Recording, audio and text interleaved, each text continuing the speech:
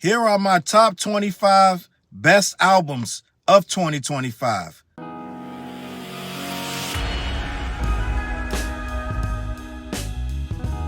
What's up, world? Your boy Charles Brown back again talking facts. Hit that like button, hit that subscribe, hit the notification bell. Keep sending those cash apps to COBMG. Join that membership and all you buying that merch down below.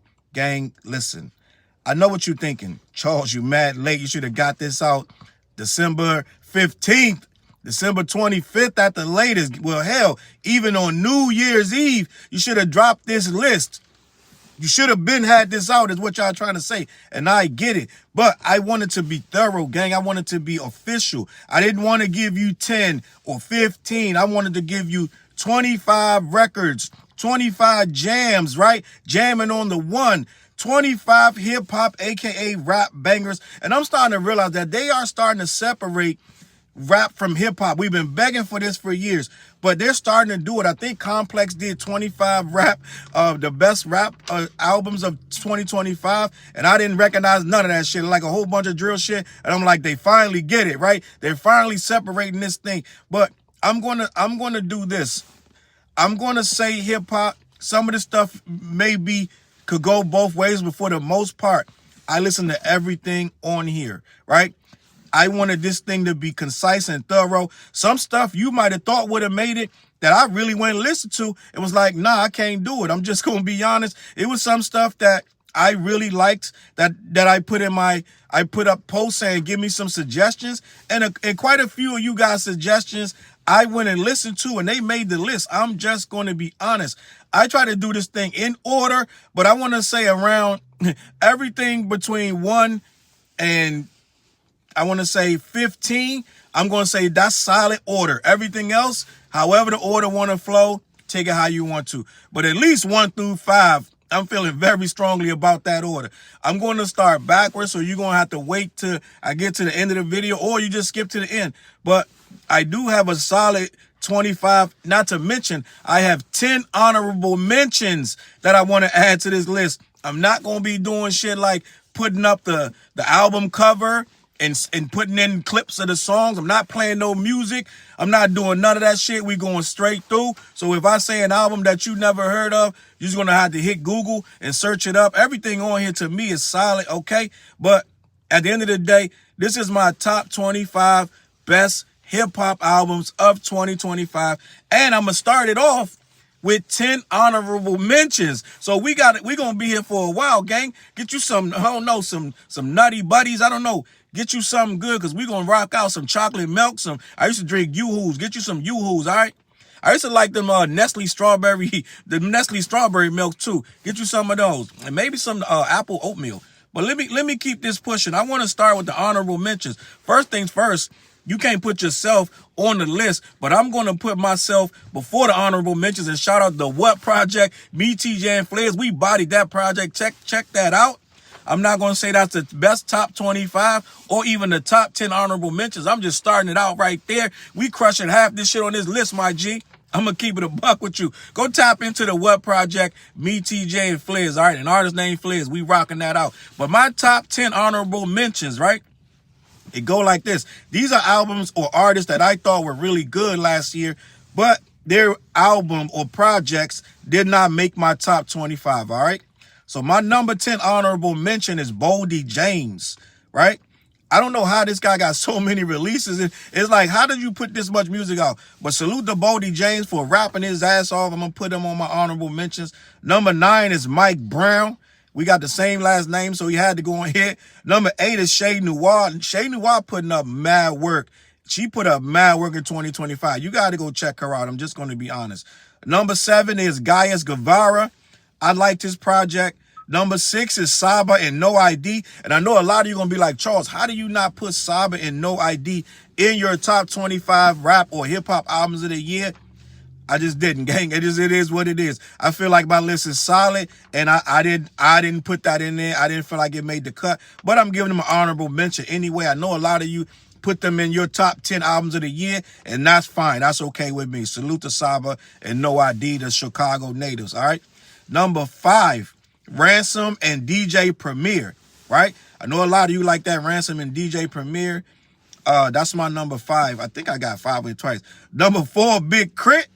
Salute the Big Crit. I know y'all like, oh, this dude ain't got Big Crit in his top. Y'all gonna be picking apart my top 25 list because I didn't put Big Crit, Ransom, Saba, all these guys. I know y'all like, well, what the hell? Who you got in there? I know y'all gonna tear me up for this list, but end of the day, these are projects that I like, not only to mention that they're good projects, these are projects that I feel deserve the recognition. And there's some people that's not on this list. Prof is not on this list because I don't think Prof had a real full project this year. But let me keep it pushing. Eric Sermon is next.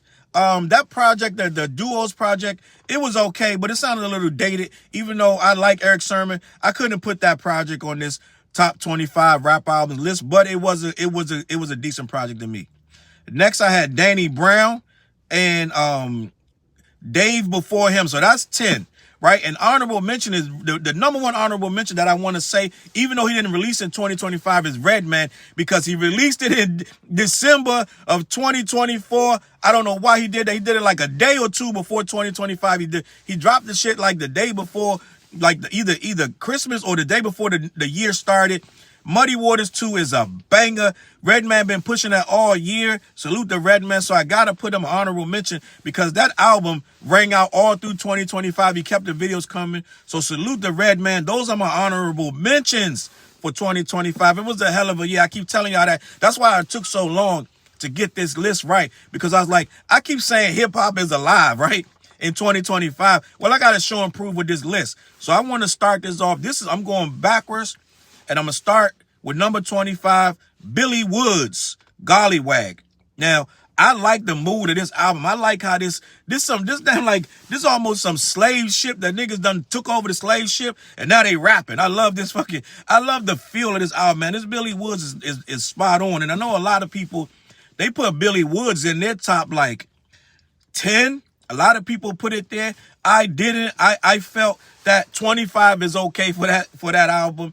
It's one of the last albums that made my list, but I still think it's right where it needs to be, but it is on the list. Number 24, Benny the Butcher, Summertime Butch. I had to go back because I listened to this. This shit came out way early in the year, and I had to go back and listen to it, and it's still a solid thing. I think Benny is he's finding himself. He gonna have to reinvent himself soon, but it's a solid project, some good beats on there. I do say this definitely belongs in the top 25 rap albums of the year, hip hop and rap albums of the year. Let me continue. Number 23 is a personal friend of mine. And this album right here, I'm just going to be honest, it deserves to be heard. It's called Utopian Nights, Deity. I think this is some of the most profound lyrics, this is an overlooked project. I need y'all to go check this Utopian Nights project out. It's called Deity. And you will not be disappointed. If you in the real hip hop like I know you are, you wouldn't be on this page if you wasn't. So check out Utopia Nights. Salute to that guy, man. Listen, it's some quality music, man. I'm putting you on to some shit that you might not have heard before. Let me keep this pushing. Number 22, Slick Rick Victory. Good album. I've come to terms with Slick Rick is never going to surpass The Great Adventures in Slick Rick, and that's okay. The Great Adventures of Slick Rick is a bona fide classic. I'm just gonna be honest. I think maybe one track I skip on The Great Adventures of Slick Rick. It may be one track. I'm just gonna be honest.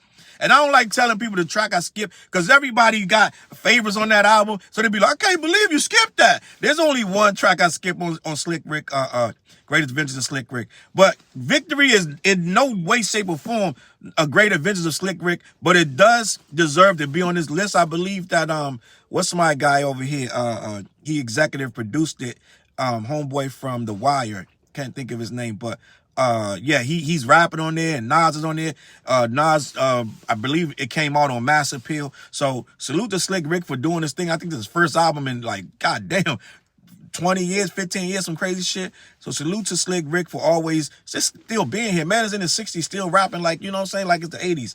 Shout out Slick Rick. Let me keep this pushing. Number 22, Larry June and 2 Chainz. This is a slick ass album.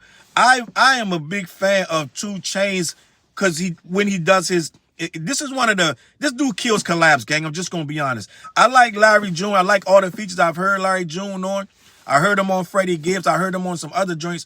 Larry June is starting to become an underground staple. He's getting his money, he's getting his paper, and he's getting his bread up, his buzz up, and people are starting to take notice of Larry June and 2 Chainz.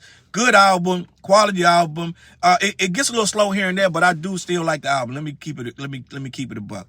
All right, number 20, DJ Premier and Rock Marciano, The Coldest Profession. Those albums are almost interchangeable, I'm going to be honest. And Premier did a lot of work last year. So for all the flack he caught about Nas's album, The Beats, Premier did a lot of work. He's been just working. He's just keeping his head down, grinding. That Rock Marciano, that's a good album too. When I first heard it, I was like, they kind of like kept it dialed back. They kind of kept it mad, like mellow and the tempo is slow. This, that, and the third. I would have had it higher, but it's still a good record. You know what I mean? I have no problems with it. But DJ Premier and Rock Marciano, they blended together perfectly. I like the video. Salute to them for doing what they do. Now we're going to get into the crux and get a little deeper into this, where y'all start to debate. Some of the stuff, I'm guaranteeing you it's coming out of nowhere, right? But this is what I feel. Number 19, Ray Vaughn, The Good, the Bad, the Dollar Menu. It's real West Coast. It's real hood. It's real street. This is a dude that nigga was born. He was born in it. Excuse me. Born in it, stayed in it, still in it. This, like, I couldn't have put this shit better myself. This dude lived harder than me. And I live hard, gang. I'm just going to be honest. Let me salute to Ray Vaughn. He put on for TDE. He put on for the West. I did say that Joey Badass won that battle, but Ray Vaughn did his thing, and a lot of you do not agree with me, and you shouldn't, because it shouldn't have to agree with me. Assert your feelings and say what you feel. Ray Vaughn did his thing in that battle. I'm going to be honest. I was proud of how well he handled himself. He was a strong MC, so he brought that over to the music, and it translated well. This dude is a rapping ass nigga. I'm just going to be honest. So salute to Ray Vaughn, number 19. Number 18, Raekwon, The Emperor's New Clothes. I had to put Raekwon in here because, first of all, that's my guy. Now, Raekwon has had stronger projects than this, and a lot of people are giving this project the utmost respect, and I do too. I feel like, though, like the Raekwon beats are strong as hell. I feel like the track listing, I think the order of this probably would have made it stronger. He got some real strong beats on here, but it feel like had he sequenced this a little bit tighter, this joint would have been out of this world. So I like it, but I wish some songs were in different places. I'm just gonna be honest, and it kind of feels like some stuff should have came later. Some stuff should, but it's still a strong album. Salute to Raekwon. I like The Emperor's New Clothes. He doing his thing. You know what I mean? It does not feel like old school Ray. It does not feel like Woo. It feels more modern, right? And that could be the gift and the curse. But I feel like Raekwon, strong as ever with his verses, strong as ever with his beat picking. He picks better beats than most of the Wu-Tang. Let's just be honest. Only dude pick beats close to Ray is Ghostface. All right. So let me continue. Salute to Raekwon. Great album, man. Salute. Number 17, Exhibit Kingmaker. And I know you guys are like, huh? What? Scratching your head. But when I first heard Exhibit Kingmaker, I was like, yo, this dude is barking.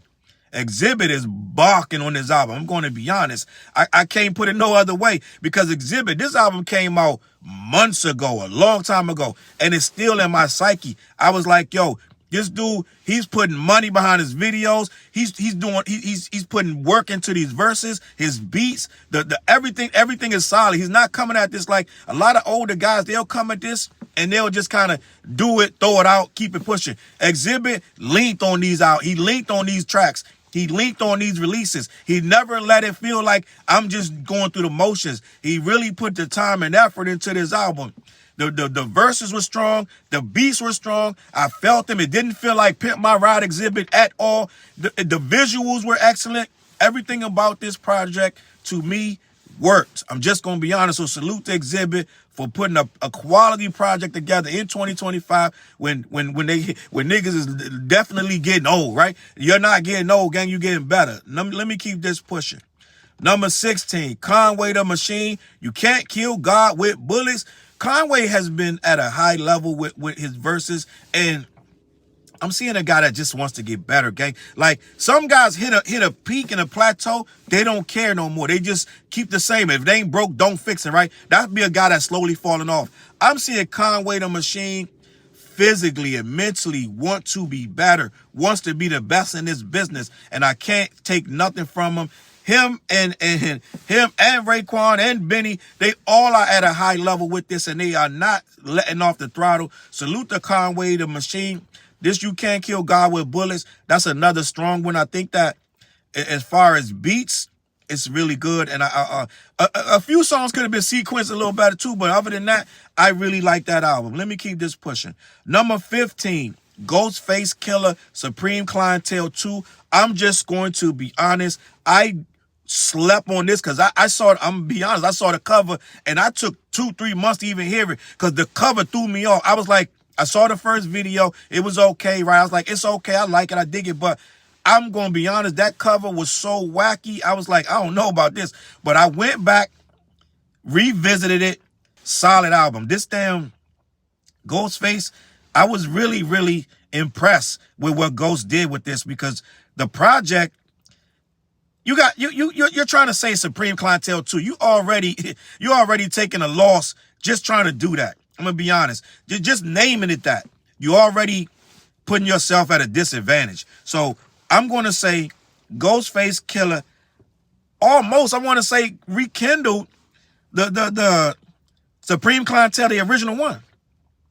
The way he structured it, the way he sequenced it, the way it feels that he kind of kept it light. Ghostface Killah, Supreme Clientele. Listen, it almost captured the feeling of the first album. I'm just going to be honest. When I'm looking at this, I feel like what I'm seeing is a guy still in his prime because a lot of the releases that Ghost released before this wasn't as tight as this. This album is like mad focused. I think he went back to the essence with this and was like, yo, I'm going to bring you exactly what I did with the first one. And this is very, very close. It's a really good project. The beats, the lyrics, just everything on here. I salute the Ghost. Number 15, Ghostface Killah, a solid project. Let me continue. Number 14, and this one is a real surprise. I know some of you going to be like, this is random as hell. But I'm going to go with Planet Asia, Trust the Chain 2. I know a lot of you haven't even heard it. I know most of you don't even know who Planet Asia is, or you figure I haven't listened to Planet Asia in years. This Planet Asia, Trust the Chain 2 surprised me. This joint is knocking. I like the whole thing because it felt like some gritty underground shit that I personally like. I was very surprisingly pleased by how focused this album was. Planet Asia kind of did his thing on here. I'm just going to be honest. So salute to Planet Asia at number 14. It's short and sweet, like RZA say, have long, twice strong. That's not RZA, that's Jizza. But have long, twice strong. Planet Asia, go check out Trust the Chain 2, all right? Let me keep it pushing. Number 13, Evidence. Evidence, man. Listen, Evidence is one of these artists that does not try to change to you. You got to adapt to him. He's going to do what he does. He never, ever tries to overdo or overcook. When he comes in, every time he comes in, you know what to expect, and it's still better than what you think, right? I feel like he's elevating to a point where he's not trying to impress you anymore. He just does, and it's a really good project. You got to let it play. This ain't one of them songs you can say, name your favorite song. Like, this ain't one of them albums you say, what's the best track? This joint just flows so well, and that's me. I like concept albums that flow from beginning to end. All they do is just you put them on, and you can just sit back, right? Fry some fish, do something else. You could do whatever, and the album is going to talk to you. I feel like Evidence, the Unlearning Volume 2, just talks to you. It's a quality project, and I feel like he's a rapper's rapper. Rappers can learn from him and excel. It's like some Jedi shit. This guy can teach you. He can teach you how to elevate yourself, and you don't even know you're learning, right? The Unlearning 2, I highly suggest that. That's my number 13. Now, my number 12. I know many of you probably forgot about this project, but I didn't. I had to go back through my Spotify and search for this and figure, I was like, I got to add this. Number 12, 38 Spesh, Mother and Gun. See, me, I like hip-hop, but I like hip-hop that is gritty. I like hip-hop that's telling you stories. and especially in a mean way, I like street stories, right? I don't like violence for the sake of violence. I don't like grimy for the sake of grimy. I like to feel that the person talking is telling me something that I may not know or I may know, and I can relate to it. I can feel their struggle. I can feel what they're talking about. 38 Spesh, Mother and Gun. Well, my mother passed too, right? My mother passed a few years ago. And when you naming Mother and Gun, you got me at hello, right? So I'm like, let me hear what it's talking about. The lead track, it's the Chef's Kiss, gang. Like this 38 special, this 38 Spesh is a special. I've been listening to 38 Spesh probably everything he's dropped for the last 3 years. Heavy, I just been listening to it because him and Stove God Cooks just been really cooking. I'm just going to be honest. So number 12, 38 Spesh, Mother and Gun, a special record, gang. Salute to him for putting out a project that really is going to stand the test of time. And you guys going to understand probably in the future what that album is worth, right? Salute to 38 Spesh. Let me keep it pushing. Number 11. And this one, last minute. This was a last minute interjection. I just heard this probably last week, and I was like, this got to be on it. It was quality, gang. Number 11 is Earl Sweatshirt, Live, Love, Laugh. Listen, man, that thing was barking. I'm just going to be honest. I got to salute Earl Sweatshirt for doing what he did because I have to be honest. I have to be honest. I did not listen to a lot of Earl Sweatshirt. I've been hearing about this nigga for years. I'm talking about when he imitated Joe Budden when he had the do-rag on. I wasn't listening to Earl Sweatshirt even then. So I really don't listen to a lot of Earl Sweatshirt. I've heard a track or two over the year, like at best, maybe 5 tracks. So you're gonna say, Challz, we're gonna hold your hip hop card for a little bit until you make this up. Maybe 2 weeks. You can't hold that hip hop card because you never listened to Earl Sweatshirt. I didn't. I never listened to a full Earl Sweatshirt project. I listened to this Love, Laugh, Live, Love, Laugh. And I was like, bro, this is my kind of shit. I'm just going to be honest. I've been sleeping on this guy because he's been so out the game. And then I heard the stories of like his parents wouldn't let him do this, that, and the third. I'm like, why would I listen to this nigga? Like we can't relate. Like I was outside every night, gang. I come home in the morning and go to school. I'd be somewhere else and come home and brush my teeth and run to the school bus. I'm like, I can't relate to a nigga whose parents won't let him do this and that and the third. But end of the day, I went and listened to it. It's hip hop, gang. This Earl Sweatshirt nigga is hip-hop. Him and Tyler back-to-back, gang. And the thing is, Tyler probably would do this if he wasn't Tyler. I know Tyler want to do this kind of project, but he's Tyler. He's too big. His fan base too wide. And he like to do singing and this, that, and the third. So they on 2 different wavelengths. But Earl Sweatshirt, listen, man, this the kind of stuff that I sit back and I'll play a video game or something and put this on, like back in the day or something, da-da-da. Like this joint right here, this is when this makes you understand that your love for this craft is pure.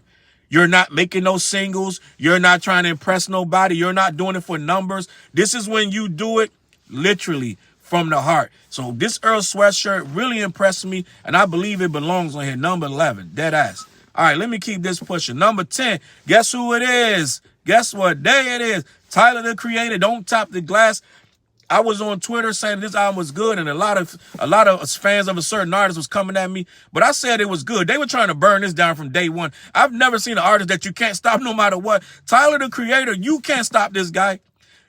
He put the clip up. The video is blocked. It's literally some 1980s shit, right? Let's just be honest. It's 1980s hip hop. He's going all in, the gold chains, the muscles, all of the muscle shirts, this, that, and the third. He's going all in, the hat on. It's all 80. It's 80s techno and all kind of shit. It's 80 to 84, 83, 84 hip hop rap. It is what it is. If you don't know that, then you missed a boat. And he did it very well. This guy morphed into some nigga from Delancey Street or some shit, right? This Don't Top the Glass is a reinvention of an artist that's already invented himself. I appreciate what he did. People tried to front on it because what people, their ears right now, they don't have the capacity in a lot of ways to look outside of what they already want to hear. Right? We struggled this year with introducing really good hip hop to people who are locked into a lot of drill, a lot of trap, a lot of stuff for the last 7, 8, 9 years that has been passing for rap, passing for hip hop, people can't clean their ears and actually understand that hip hop is 50 plus years of all kind of sounds. It ain't the same shit you've been listening to for the last 5 years. So a lot of people weren't able to get with this because they were looking for something else. So this was surprising. But the thing is, this guy fan base so strong, they're gonna rock with it anyway. Did the numbers, it got what it was supposed to get. And a lot of you ended up reluctantly hearing it anyway. So Tyler, the Creator, number 10, Don't Top the Glass. It's a barking album. I'm just gonna be honest. Whether you like it or not is irrelevant. These are my top 25. Now we getting down to the crunch. That was number 10. So now we in the woods, gang. We right here is where it's gonna get murky. Some of you people got some people you wanna hear me say. I'm gonna say it right now. Wale is not on here. Before you keep waiting, if you waiting for that, slam your phone down. It is no Wale on here nowhere. Let me keep this pushing. Number 9. This was an artist that I got suggested to me in my comments when I posted that I was doing a top 25. I said, send me some people that you like that you think I should check out. Somebody said Navy Blue. Navy Blue, the Sword and the Soaring. I was like, okay, I'm going to check homeboy out. This shit was fire. I'm going to tell you why. It's understated. It's low key. It's thought music. I love thought music. I love pain music, thought music, drug dealer music. All that shit is the same thing to me because you can get something from Navy Blue and you can get something from Freddie Gibbs. It's way different spectrums, but it's all a spectrum because this is an artist that is doing this from the heart. He's using his own experiences, his own instances of where he had to learn things in this world. And I feel like what Navy Blue is, he's reaching inside, right? He's pulling out. It's a different frequency, gang. He's not trying to do it on everybody else's frequency. This is a guy who says, this is going to be my frequency. And this is how I relate to the world. And this is how I relate to music. This Navy Blue, the Sword and the Soaring was extremely engaging. And I listened to the whole thing front to back. I was pleasantly surprised.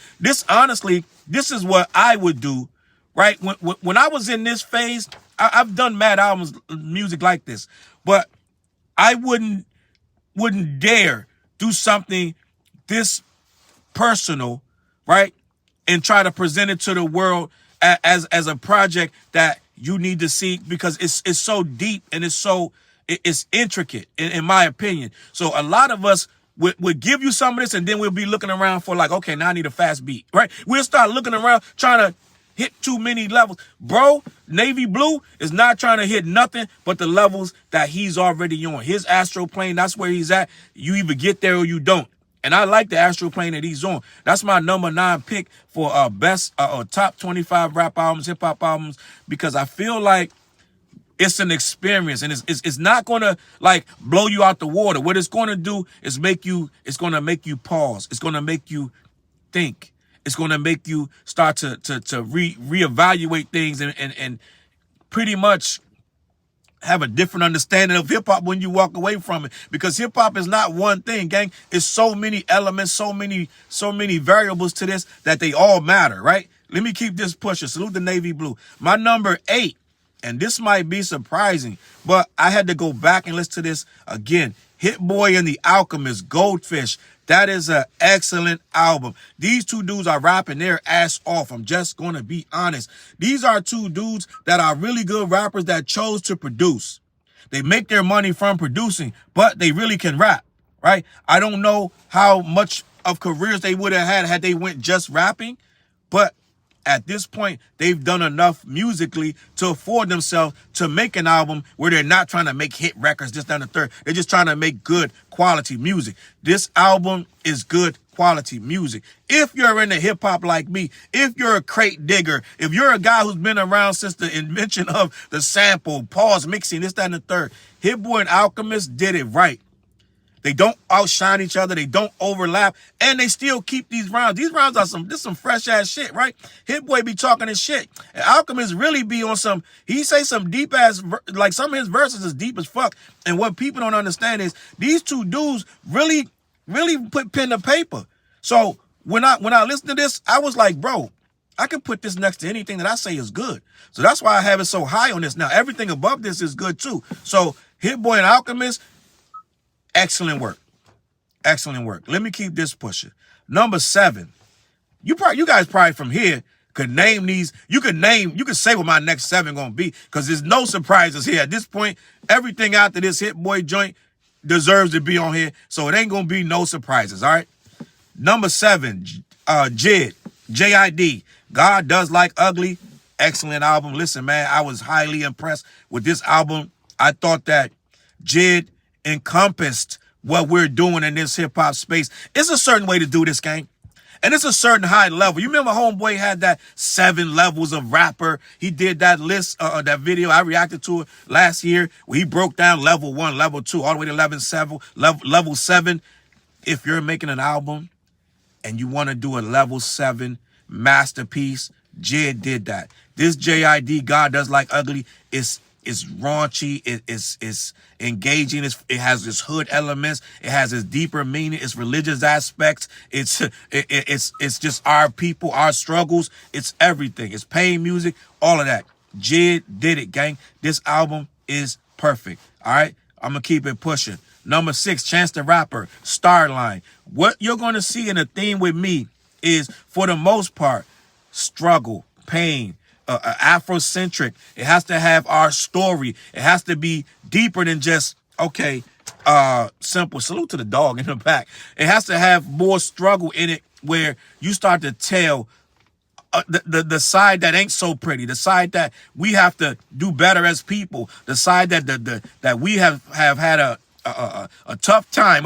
We had a tough go of this in this country and things of that nature, and where we are is not where we're going to stay. This album is saying something. Chance the Rapper might have put out one of the blackest albums I think I've heard in a very long time.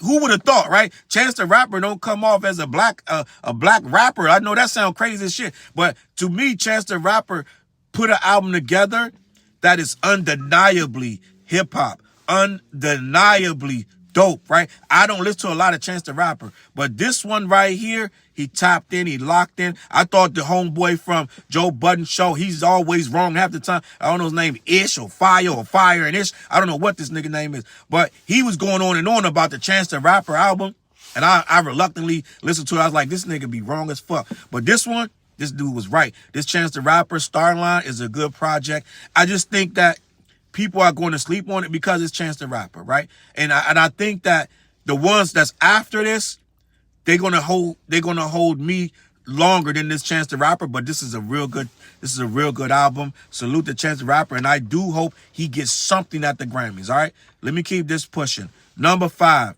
De La Soul, Cabin in the Sky. I didn't want to hear this too soon because I was like, I ain't ready to be depressed, right? Salute to Dave. Rest in peace to Dave. I was like, I know this album going to be mad depressing. It's going to be mad references to Dave. And I need a couple days, gang, before I wasn't ready, man. I'm in my own, I got my own shit going on. So I was like, let me wait. Listen to that Cabin in the Sky. I waited. I think I waited probably 2 weeks, maybe 3. And then I put it on. But I do that with a lot of albums. I'll put them on after the fact and listen to them after the hype dies down. Cabin in the Sky is a masterpiece. It is a great album. It did not depress me, surprisingly. It celebrated Dave more than depressed me and made me feel away. It made you understand that these guys are still who they are. I wish it was more Dave. I want more Dave, and I'm very like I'm conflicted because I wanted more Dave, but he's not here, gang. So we got to accept that and take that album for what it is. But Pasta Noose is in his bag. He's saying some of the best lyrics of his life. He's very contrite, and they held this album down. It's cohesive. Every song knocks. The whole thing from beginning to end is another masterpiece. I'm just only giving you masterpieces. All the albums after this are masterpiece albums. So De La Soul can exist in any world of hip-hop, any era, any realm. These guys said they're 35 years plus, gang, that De La Soul is still here, right? We're losing our legends, but the ones that are still here, we got to respect them. And I love De La Soul. I always will have a high level of respect inspiration to speak when I speak of De La Soul and the things that they do and the things that they say, the things that they stand for. I don't know if y'all know, but Tupac even had an issue with De La Soul, and they're still here, gang. So at the end of the day, we got to salute these legends, and this is what I'm talking about. 2025 was a magical year for hip-hop, in my opinion. I couldn't even get it. I left off 10 other rappers, gang. So it's so much that came out this year. We're in a resurgence, gang. So I don't know what they're talking about, where they're talking about hip-hop, this, that, and the third. We ain't on the Billboard. We don't need to be, because if we need this shit to be on the Billboard to be good, then you could keep that shit and wrap the whole hip-hop up in some bubble bath rap and just throw that shit away, all right? Let me keep this pushing. Number 4. Mobb Deep the Infinite. I had to go back and listen to this, gang. This album is excellent. And I know a lot of people don't understand what Mobb Deep meant to this culture. But Mobb Deep, that gritty, that grimy, that New York shit, we needed that. We loved that. And we missed it. It was weird. Like when I first put this album on, it was weird hearing it. It was so hard. I was like, shit, you don't hear this no more. You don't hear Prodigy going this hard. You don't hear this kind of stuff. But as you rolling with it, I was in the car with Wifey, right? I put it on. We was driving to, I believe we was driving to Jersey, right? I put it on like 4 or 5 songs in. I said, is this too hard for you? She said, no, I like it. She said, keep this shit going. This is what I'm talking about. We missed this shit, gang. So at the end of the day, if you really in the hard bars, you really in the street shit where it's like, it ain't just street for no reason. Everything they say has a reason. Even if he's gun clapping you, gang, it's a reason. You actually did something if you really paid attention. Prodigy and them don't do shit for no reason. This album, the beats, I feel like they fit these guys perfectly. I'm wondering if Prodigy was around for all these beats, or these are just vocals that they added the beats to later. I don't know. Don't care. It's just such a good ass project, gang.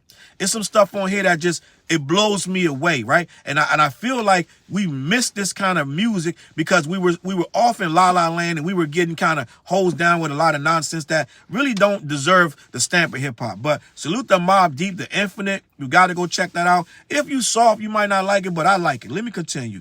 Number 3, Nas and DJ Premier, Light Years, masterpiece, classical album, because people wanted a different sound, and I get it. You like Hit Boy, but I like Premier. I like these beats. I like these rhymes. Nas is at the top of his game. There is no rapper at this point. We can't even, it's not even close. There ain't one rapper on earth that can out-rap Nas. Nas is the greatest rapper. Go get him, whoever you want to get. Nas is the greatest lyricist alive. At a high level. He does this. He keeps you engaged. He can say the same shit 50 different ways, and you'll be like, that shit's amazing. This dude Nas has said it all, done it all, and still got another 10 years of killing these microphones. This guy Nas is the apex predator of these rhymes, and I know it's a lot of really good rappers out there. They do not make songs. They do not engage like Nas. I know Black Thought is out there lurking around, and I get it, this, that, and the third. But at the end of the day, Nas is just impeccable lyrics. The beats, this is what people understand. I believe that Nas was like, I want to do an 80s themed album. I believe not Light Years are supposed to be 70s and 80s and a little bit of 90s. Nothing after that. People were looking for 2000-ish boom bap. He wasn't going to give them that because I think Nas was very specific. That's what nobody's talking about. Nas was very specific. If you listen to the lyrical content, he's talking about graffiti, pause mixing. He's talking about a lot of early hip-hop things. You can't take beats that don't fit that concept. I believe Nas mandated what he wanted to rap to, and Premier gave him that. A lot of you people don't have no concept of just what they were trying to do, so you rush to judgment. You start talking about the beats was lazy, this, that, and the third. The beats were exactly what Nas wanted for the project, because he was doing 70s, 80s, early 90s style beats. You would not get a different kind of beat. He got exactly what he asked for. And I think the music fits that perfectly. Salute to Nas and DJ Premier. Light Years is my number 3 album of the year. Now, my number 2, gang, this may be why this list took so long. I'm just going to be honest with you. I literally mulled this over for, I'm not even going to lie to you and say weeks, months, to switch these 2 albums around. I really just decided this a couple days ago because it's been eating at me, because I do not want to say this lightly. All the other albums is awesome, this, that, and the third. But these 2 albums right here, for the year of 2025. These are hands down the 2 best albums. I wanted to get it right of which one I say was number 1. Okay? So, after much deliberation, I'm gonna be honest, much deliberation. My number 2 pick is Freddie Gibbs, Alfredo 2. I'm going to be honest, I listened to that album a lot, right? I listened to a lot of Freddie Gibbs. This Alfredo 2 is a masterpiece. There is nothing to skip. I know some of you ain't into Freddie Gibbs. That's cool. I like this album. This dude, Alchemist, is a master class of beat making. They do so many things in this album that you might not catch to the 15th time you've heard it. This Alfredo 2 is superb. It's a chef's kiss. This shit is oodles or noodles, gang. This is insane. And Freddie Gibbs is in his bag. Nobody does the amount of flows that Freddie Gibbs. You can hear the beat. By the time Freddie gets rapping to it, the whole song is completely different. And now you got a completely different song because Freddie is flowing. This dude is like he's like a clarinet, gang. He plays his voice like an instrument. This is masterclass rhyming. And even with the subject matter, this is entertainment, gang. I need you to understand before y'all start coming at me about what Freddie Gibbs says and doesn't say, it's masterclass of entertainment, right? So it's not about he's saying this word, that word. You got to understand, this just music, gang. It's just like a beautiful TV show, a 10-episode series that's really gritty. The Wire, this, that, and the third. This is that. So Alfredo 2 is an immaculate album, which leads me to my number 1. And I told you I had to flip-flop, blah, blah, blah, because they both so good. But the Clipse, Let God Sort Them Out, is the best album of 2025. This is a masterclass. I don't think we have ever heard anything this good. I'm just going to be honest. They led us all the way up with this rollout. They led us to they promised and delivered, gang. Pharrell is in his bag. I like every single track on here. This is a master class of MCing and rhyming from the very first song where they talk about losing their parents, right? Both parents. You found both parents, right? It took me a while to understand that Pusha was rapping about one and Malice was rapping about the other. It was just, it's a beautiful thing. And the things they say, gang, no one can say what these guys say. No one can do what these guys do. It is a masterclass of entertainment. They know what they're saying can be controversial, but they don't care.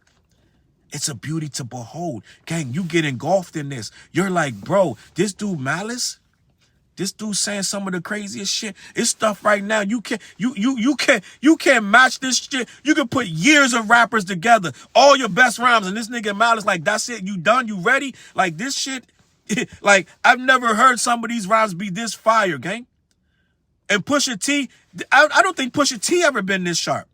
Still sharp and still. These motherfuckers are saying some of the best shit, the best drug dealer, and I think you're doing them a disservice when you call it drug dealer rap, when you call it drug rap. This is a disservice. This is power rap. I'm trying to change the narrative, gang. When these motherfuckers start talking about these big cocaine deals and this, that, and the third, right?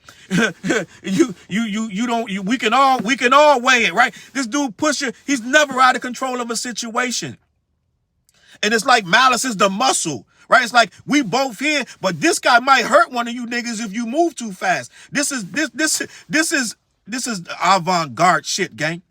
Right? Me being from the hood, me being from where I'm from, me seeing how this shit goes, how it operates, and me hearing all the details that he's spitting. It's like what I say about Jay-Z's Reasonable Doubt. When Reasonable Doubt came, we was in the thick of things, gang. Reasonable Doubt dropped in 96. Well, I was on the block in 96 doing what we do on the block. And you listen to Reasonable Doubt, you like, by the time you finish that shit, you be like, this nigga's a real dealer. Like, ain't no real dealers heard Reasonable Doubt and had a doubt that this nigga was a real dealer. You was like, oh, this nigga Jay-Z is a real drug dealer.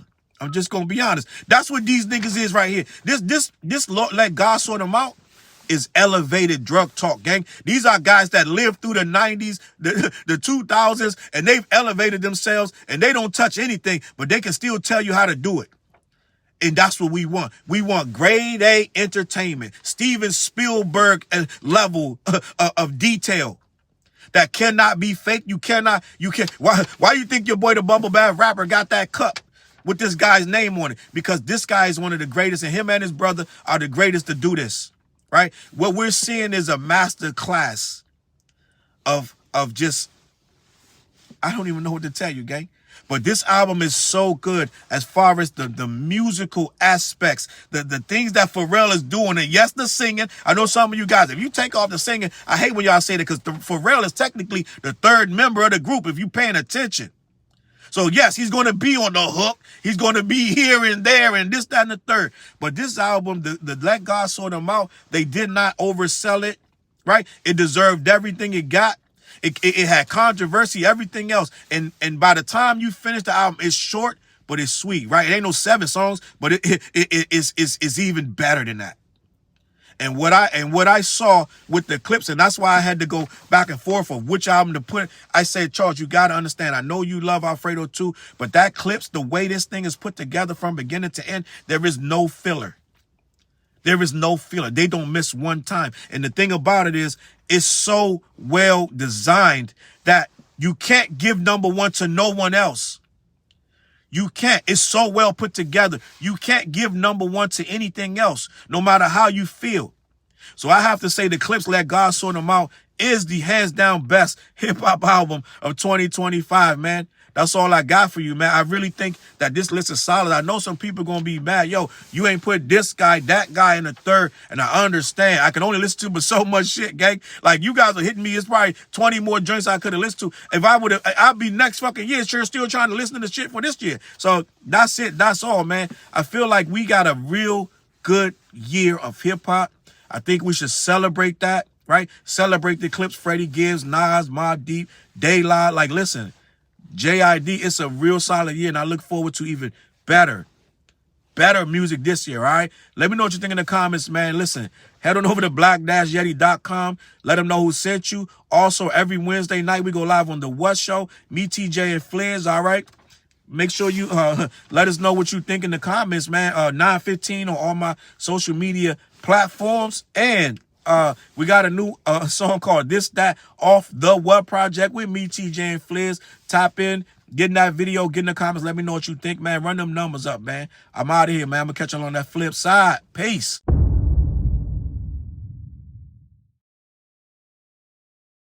Look, mission impossible to drop a few lines without dropping old times when Southern Hill was still a gold mine. When pistol grips was my shit and I sold mine. When Alias was not a show and they told mine. Elevate your mind with high quality THC infused products.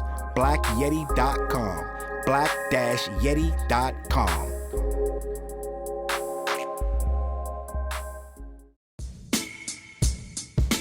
CLB. Get my coat, get my sheepskin, grab my wallet, get my pocket knife, and get that hat right there. We out. Grab my pocket knife too.